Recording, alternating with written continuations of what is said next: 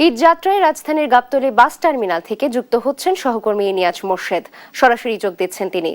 নিয়াজ, ঈদ যাত্রায় ভিড় কেমন দেখছেন শেষ দিন এবং যাত্রীদের কোনো অভিযোগ রয়েছে কিনা জানাবেন।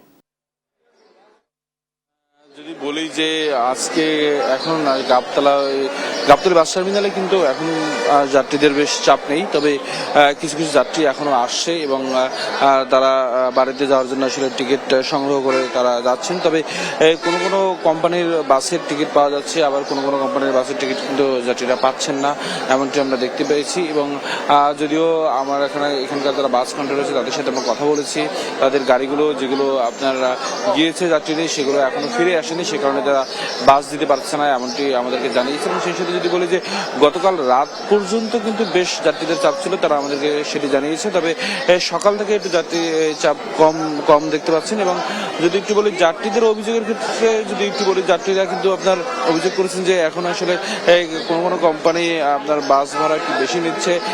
আপনার 450 ভাড়া যেটি ছিল সেটি এখন প্রায় 750 কিংবা 800 টাকার মতো ভাড়া নিচ্ছে, এমন অভিযোগ আমাদেরকে করেছে যাত্রীরা। তবে বাস কন্ট্রোলার যারা রয়েছেন তারা আমাদেরকে বলেছেন আসলে ভাড়া নেওয়া হচ্ছে না, বরং সরকার যে নির্ধারিত ভাড়া করে দিয়েছে সেই নির্ধারিত ভাড়াই আপনার তারা দিচ্ছেন এবং এর বেশি ভাড়া তারা নিচ্ছেন না। যদিও এখন আপনার যাত্রীদের চাপ কিন্তু খুব একটা বেশি নেই এবং একেবারেই প্রয়োজন যারা যেতে পারেননি তারাই আর কি এখন যাচ্ছেন, ঠিক সেই যাত্রীদেরই আর কি এখন গাবতলী বাস টার্মিনালে দেখা যাচ্ছে।